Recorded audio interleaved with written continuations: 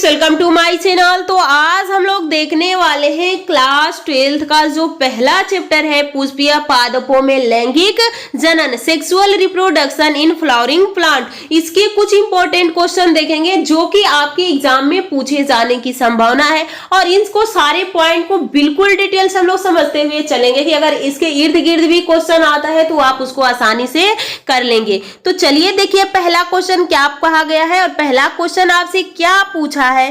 तो पहला क्वेश्चन आपसे पूछा है कि आवृत बीजी यानी एंजियोस्पर्म पुष्प के उन अंगों का नाम बताइए जहां पे नर एवं मादा युग्मकोद्भिद यानी गैमेटोफाइट्स का विकास होता है। तो यहाँ पे देखिए नर युग्मकोद्भिद अर्थात परागकण के बारे में कह रहा है। नर युग्मकोद्भिद का मतलब क्या है? परागकण है। और मादा युग्मकोद्भिद का मतलब क्या है? अंडाणु, यानी यहाँ पे हो जाएगा भ्रूणकोश यानी बीजांड, यहाँ पे वो कहा गया है। तो वही कहा गया है कि आप बताइए।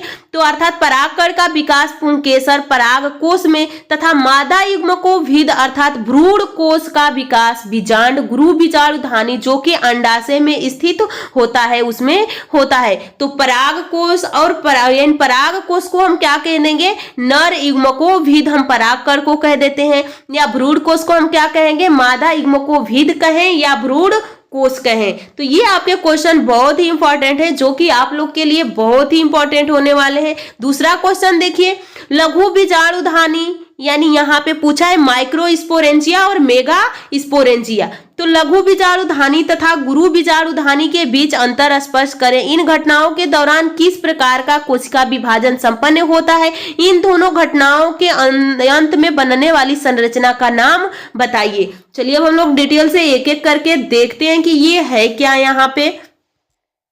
तो यहाँ पे आप देख सकते हैं, पहले हम लोग एक देखेंगे लघु बीजाणुधानी को कि ये लघु बीजाणुधानी क्या होती है और गुरु बीजाणुधानी क्या होती है। तो देखिए लघु बीजाणुधानी पुंकेसर के परागकोश यानी एंथर में विकसित होता है। इनका विकास परागकोश के चारों कोनों पर होता है। यहाँ पे आप पुष्प देखे होंगे, पुष्प कैसा होता है। यहाँ पे हम एक बना लेते हैं। यहाँ से ये आप लोग का वर्तिकाग्र है, यहाँ से आपकी एक नली आती है जिसको हम वर्तिका बोलते हैं। यहाँ पे ओवरी होता है इस तरह से। यहाँ पे आप लोग के सेपल निकले होते हैं, ग्रीन कलर के होते हैं। उसके बाद यहाँ पे आपके पेटल इस तरह से आ जाते हैं। ये क्या है? पेटल है। ये क्या है? सेपल है। ये आप लोग का वर्तिकाग्र है, ये वर्तिका है और ये क्या है? ओवरी है। यहीं से आपके पुंकेसर निकले होते हैं। इस तरह से देखते होंगे पुंकेसर में ही आपके परागकोश इस तरह से होते हैं और इसी परागकोश के अंदर क्या बनता है? परागकोण बनता है, यानी लघु बीजाणुधानी परागकोश से ही विकसित होती है। तो इसी में आपके परागकण बनेंगे। इसमें तो आप लोग के आके निषेचन हो जाएगा, जो ओवरी है वही फल में बदल जाता है। तो वही कहा गया है कि ये लघु बीजाणुधानी पुंकेसर के परागकोश यानी एंथर में विकसित होती है। इनका विकास परागकोश के चारों कोनों पर होता है। अगला आगे देखिए, इसमें दूसरा पॉइंट क्या है कि लघु बीजाणुधानी, अगर यहाँ पे पूछ लिया जाए कि माइक्रोस्पोर और मेगा स्पोर किसके अंदर होता है, फीमेल या मेल के अंदर, तो जो लघु बीजाणुधानी होती है वो किसके अंदर होगा? मेल के अंदर होगा। तो यहाँ पे देख सकते हैं कि लघु बीजाणुधानी चारों ओर से बाह्य त्वचा, अंतः त्वचा, मध्य स्तर और टेपिटम से घिरी होती है। अनेक लघु बीजाणु मात्र कोशिका में अर्धसूत्री विभाजन, एक होता है अर्धसूत्री और एक होता है समसूत्री। तो अर्धसूत्री विभाजन द्वारा असंख्य लघु बीजाणु परागकण में बनते हैं। आगे देखिए, इसमें अगला है लघु बीजाणु परागकण रेखीय लीनियर चतुष्क यानी टेट्रायड, टी आकार में अथवा क्रांसिस चतुष्क के रूप में व्यवस्थित होते हैं। लघु बीजाणु परागकण परागकोश के स्फुटन से मुक्त हो जाते हैं। ये पौधों के नर युग्मकोद्भिद होते हैं, इसमें नर युग्मक बनते है। तो जब परागकण बन जाता है तो वही परागकण वर्तिकाग्र पे पहुंचता है कि पानी के माध्यम से, हवा के माध्यम से, पक्षियों के माध्यम से, कीटों के माध्यम से। उसके बाद वो परागकण वर्तिकाग्र पे चिपचिपा पदार्थ होता है, जो चिपचिपा पदार्थ उसको पकड़ लेगा। उसके बाद उसको नली के माध्यम से अंडाशय के पास भेजेगा, जो यहाँ पे बीजांड होता है वहां पे निषेचन हो जाएगा। फिर ये क्या होता है? फल में पक जाता है। जितनी भी पखुड़ियां हैं, सेपल, पेटल, ये सब क्या होते हैं यानी कैलेक्स, कोरोला, ये झड़ जाता है और जो अंडाशय होता है वो फल में परिवर्तित हो जाता है। अब देख लीजिए गुरु बीजाणुधानी मेगा स्पोरेंजिया। तो बहुत सारे स्टूडेंटों को ये कंफ्यूज हो जाता है कि माइक्रो स्पोरेंजिया और मेगा स्पोरेंजिया होता किसके अंदर है। तो माइक्रो मेल के अंदर होगा और मेगा फीमेल के अंदर होगा। तो इसमें देखिए क्या कहा गया है, इसमें कहा गया है कि गुरु बीजाणुधानी अंडक के अंडाशय में जरायु से विकसित होता है। इन्हें सामान्यतः बीजांड कहते हैं। गुरु बीजाणुधानी बीजांड चारों ओर से बाह्य यानी बाह्य तथा अंतः अध्यावरण इंटीगुमेंट से घिरा होता है। आगे देखिए, एकमात्र गुरु बीजाणु मात्र कोशिका से अर्धसूत्री विभाजन द्वारा 4 अगुणित गुरु बीजाणु यानी मेगा स्पोर बनते हैं। इनमें से 3 नष्ट हो जाते हैं, एक गुरु बीजाणु क्रियाशील रहता है। गुरु बीजाणु रेखीय क्रम में व्यवस्थित होते हैं।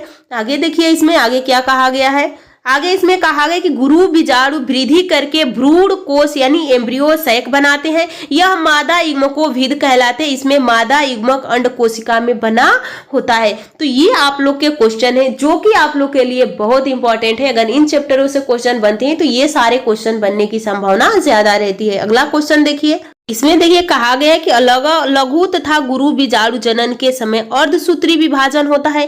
यानी जो लघु और गुरु बीजाणु है, मेगा स्पोर और यहाँ पे मेगा स्पोरेंजिया और माइक्रो स्पोरेंजिया के जनन के समय कैसा विभाजन होगा, अर्धसूत्री विभाजन यानी मियोसिस होता है। लघु तथा गुरु बीजाणु जनन के फलस्वरूप अंत में नर तथा भ्रूण कोश यानी या मादा युग्मकोभिद का विकसित होता है। तो ये सारे क्वेश्चन है। अगर आपसे पूछ लिया जाए गुरु बीजाणुधानी और लघु बीजाणुधानी के बारे में अंतर बताइए या इसके बारे में बताइए, तो इसी तरह से आपको कॉलम बनाना है और एक तरफ लघु बीजाणुधानी और एक तरफ गुरु बीजाणुधानी लिखना है और उसके बारे में आपको लिखना है। अगला क्वेश्चन देख लीजिए क्या पूछा है, निम्नलिखित शब्दावली को सही विकसित क्रम में व्यवस्थित कीजिए। यानी परागकण दिया है, बीजाणु जनन उत्तक दिया है, लघु बीजाणु चतुष्क परागकण मात्र कोशिका दिया है, उसके बाद लघु बीजाणु मात्र कोशिका नर युग्मक दिया है। तो इसको आपको सही क्रम में लगाना है कि सबसे पहले क्या होगा। तो सबसे पहले क्या होगा, बीजाणु जन उत्तक आएंगे, उसके अंदर पराग या लघु बीजाणु मात्र कोशिका बनेगी, फिर लघु बीजाणु चतुष्क बनेंगे, फिर परागकण यानी लघु बीजाणु बनेंगे, फिर नर युग्मक बनेगा। आगे देखिए, एक क्वेश्चन आपसे यहाँ पे पूछा गया है कि एक प्रारूपी आवृत बीजी यानी एंजियोस्पर्म बीजांड में के भागों का विवरण दिखाते हुए एक स्पष्ट साफ सुथरा चित्र बनाना है। यानी आवृत बीजी एंजियोस्पर्म का ओव्यूल यानी बीजांड का क्या बनाना है, आपको फिगर बनाना है। अब आपके सामने ये फिगर दिख रहा होगा, यहाँ पे आप देखिए, यहाँ पे ये तो आपका फिगर है लेकिन इसके नाम आपको याद होने चाहिए। तो देखिए यहाँ पे आपका दिया है माइक्रोफाइला है, इनर है, यहाँ पे आउटर है, यहाँ पे आपके 3, यहाँ पे 2 सहायक है और एक एग है। तो एग सेल है और जो सहायक होते हैं सिनेरेजीट कहते हैं इसको, न्यू सेल्स होती हैं। उसके बाद एम्ब्रियो सैक यहाँ पे है, फिर यहाँ पे सेकेंडरी न्यूक्लियस है। जब इसमें सेकेंडरी न्यूक्लियस होता है इसी के साथ एक परागकण आके मिलता है। तो आपको पता होगा कि द्विनिषेचन किसमें होता है, बस एक एंजियो स्पर्म ऐसा प्रजाति है जिसमें द्विनिषेचन पाया जाता है, बाकी किसी में द्विनिषेचन नहीं पाया जाता है। यहाँ पे एंटीफोडल सेल होती हैं, यहाँ पे चैलेजा होता है, उसके बाद यहाँ पे रफे होती हैं, हाइलम होता है, ये सेनिजिट है, फ्यूनिकल्स होता है। तो ये आप लोग के इसका फिगर है। इस फिगर को आप 1-2 बार अपने कॉपी पे बनाइए। अगर इसका केवल फिगर बनाने के लिए आपसे पूछ लिया जाए तो फिगर आप बनाएंगे, उसके बाद आपका उसको नाम करना होगा। जब आप उसको नाम कर देंगे, फिगर बना देंगे, तो फिगर से अच्छे नंबर बायो में आ जाते हैं। तो ये सारे आपको पता होने चाहिए। आपको पता होगा कि 8 केंद्रक और 7 सेल का निर्माण होता है। तो यहाँ पे 2 3 है, यहाँ पे 3 है तो 6 हो गया और बीच में 2 है तो 8 केंद्रक हो जाती हैं और 7 सेल हो जाती हैं। आगे देखिए अगला क्वेश्चन क्या है, देखिए उससे रिलेटेड क्वेश्चन ही पूछा गया है। यहाँ पे आप मादा युग्मकोभिद के एक बीजाणुज विकास में क्या समझते हैं। तो मादा युग्मकोभिद या एक बीजाणु विकास यानी monosporic development of female gametophyte. अधिकांश आवृत बीजी पादपों में मादा युग्मकोभिद का विकास एक गुरु बीजाणु से होता है। एक ही गुरु बीजाणु से विकसित होने के कारण इसे एक बीजाणु यानी मोनोस्पोरिक कहा जाता है। इसे सबसे पॉलीगोनम पौधों में देखा गया था, अतः इसे पॉलीगोनम प्रकार का भ्रूण कोश भी कहा जाता है। बीजांड के बीजांड का यानी न्यूसेल्स में गुरु बीजाणु मात्र कोशिका मेगा स्पोर मदर सेल्स अर्धसूत्री विभाजन द्वारा 4 गुरु बीजाणु यानी मेगा स्पोर बनता है। इनमें से 3 गुरु बीजाणु नष्ट हो जाता है, यहाँ पे नष्ट हो जाता है और आधारीय क्रियाशील गुरु बीजाणु वृद्धि एवं विभाजन द्वारा भ्रूण कोश जो एम्ब्रियो सैक बनाता है, इसे मादा युग्मक युग्मकोभिद कहते हैं। यह 8 केंद्रकीय और 7 कोशिकीय संरचना बनाता है। तो ये बहुत डीप थे, आप लोग अगर अच्छे से पढ़ लेते हैं तो यहाँ पे आपको बायो में बहुत अच्छे नंबर आ जाएंगे। तो आप लोग पढ़ते रहिए, क्वेश्चन को प्रैक्टिस करते रहिए। आप तक आपने बहुत थ्योरी कर ली है, लेकिन अब आप क्वेश्चन का प्रैक्टिस कीजिए कि आपको क्वेश्चन आ जाए तो किस तरह से आप उसको लिखेंगे। आगे देखिए, इसमें अगला क्वेश्चन देखिए। अगला क्वेश्चन आपसे क्या पूछा गया है? अगला पूछा है कि एक स्पष्ट एवं साफ सुथरे चित्र के द्वारा परिपक्व मादा युग्मकोभिद के 7 कोशिकीय 8 न्यूक्लिएटेड केंद्रक प्रकृति की व्याख्या कीजिए। तो पहले इसमें आवृतबीजी मादा युग्मकोभिद भ्रूण कोश की संरचना यानी structure of angiospermic female gametophyte embryo sac. अधिकांश आवृतबीजी पादपों को मादा युग्मकोभिद भ्रूण कोश 7 कोशिकीय तथा 8 केंद्रकीय होता है।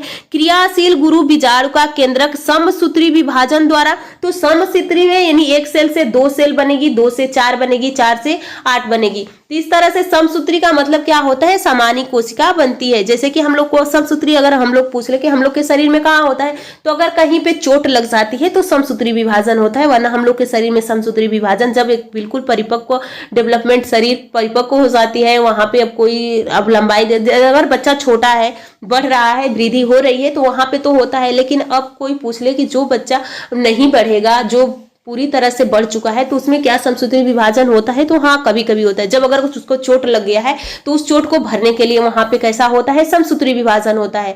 और अगर यहाँ पे पूछ लिया जाए अर्धसूत्री विभाजन कहाँ होता है, तो अर्धसूत्री विभाजन यानी जनन कोशिकाओं में होता है।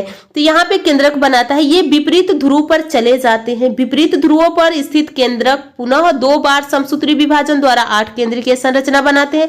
यह विभाजन वास्तव में मुक्त केंद्रकीय होता है। कोशिका विभाजन के तुरंत पश्चात कोशिका भित्ति नहीं बनती है। 8 केंद्रीय संरचना के बीजांड द्वार की ओर एक अंड कोशिका, 2 सहायक कोशिकाएं मिलकर अंड उपकरण बनाती है। निभाग की ओर 3 कोशिकाएं प्रतिमुखी यानी एंटीफोडल्स कहलाती है। बृहद भ्रूण कोश में शेष बचे हुए 2 केंद्रक ध्रुवीय केंद्रक कहलाते हैं। दोनों ध्रुवीय केंद्रक परस्पर मिलकर द्विगुणित द्वितीय केंद्रक सेकेंडरी न्यूक्लियस बनाते हैं। इस प्रकार परिपक्व भ्रूण कोश या मादा युग्मकोभिद 8 केंद्रकीय तथा 7 कोशिकीय संरचना होती है। आप देखे होंगे इस तरह से इसकी संरचना होती है। यहाँ पे 2 सिनरिजेंट होंगी, यहाँ पे एक ओव्यूल होगा, यहाँ पे 3 होगी कोशिकाएं और बीच में 2 सेल होंगे। तो 1 2 3 4 5 6 7 8, ये कितने हो जाते हैं? 8 केंद्रक हो जाते हैं। तो ये देखिए, और कोशिका पूछ लिया जाए तो इसके ऊपर एक होती है, इसके ऊपर, तो 3 यहाँ पे हो गई, 3 यहाँ पे हो जाती है तो 6, और ये दोनों एक ही में हो जाते हैं तो 7। तो यहाँ पे 8 केंद्रकीय और 7 कोशिका बनती है। आगे देखिए, यहाँ पे आप देख सकते हैं उसका फिगर दिखाया गया है। यहाँ मेगा स्पोर मदर सेल है। फिर यहाँ पे आप देख सकते हैं कि 1 है, फिर 2 हुआ, 2 से यहाँ पे 4 हुआ, फिर यहाँ पे देख सकते हैं 4 से 8 हुआ, और 3 इधर हो गया, 3 इधर हो गया, बीच में 2 फोलर न्यूक्लियस हो गया। तो इसको सिनर्जिट बोलते हैं। जो यहाँ पे सिनर्जिट है, एक सेल है, सेकेंडरी न्यूक्लियस है, और यहाँ पे आप लोग का एंटीपोडल सेल्स हो जाती हैं। तो अगर आपसे फिगर बना के पूछ लिया जाए तो ये फिगर भी आपको याद होने चाहिए। तो चलिए, आज की क्लास हम लोग यहीं पे समाप्त करते हैं। नेक्स्ट क्लास में बहुत जल्द मिलेंगे। आप लोग चैनल को सब्सक्राइब कर लीजिए, वीडियो को लाइक कीजिएगा और कमेंट करके जरूर बताइए कि आपको क्लास कैसा लगा। और आपको कोई टॉपिक समझ में न आए, वहां पे थोड़ा भी डाउट हो तो आप कमेंट जरूर कर दीजिएगा, उसको